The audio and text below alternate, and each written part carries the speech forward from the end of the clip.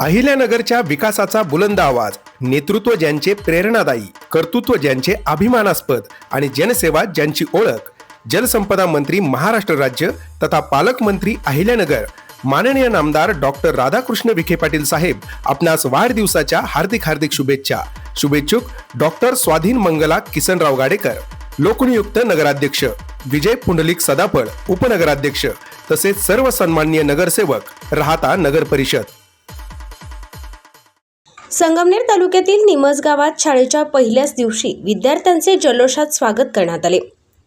महिलांनी औक्षण करत विद्यार्थ्यांवर शुभेच्छांचा वर्षाव केला.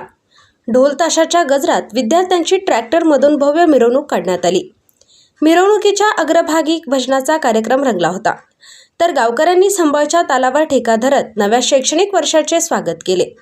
फेटे बांधून गावभर मिरवणूक काढल्याने विद्यार्थ्यांमध्ये उत्साहाचे वातावरण दिसून आले.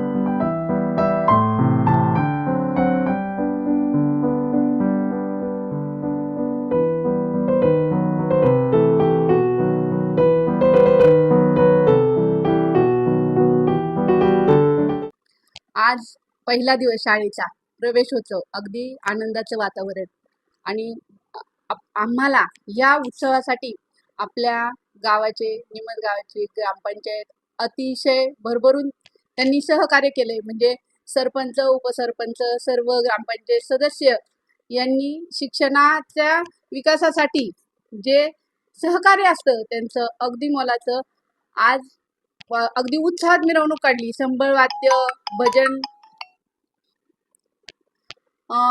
भजनी मंडळ आहे, संबळ वाद्य अगदी उत्साहामध्ये वाजत गाजत नाचत अगदी हा कार्यक्रम इतका उत्साहात झाला आहे.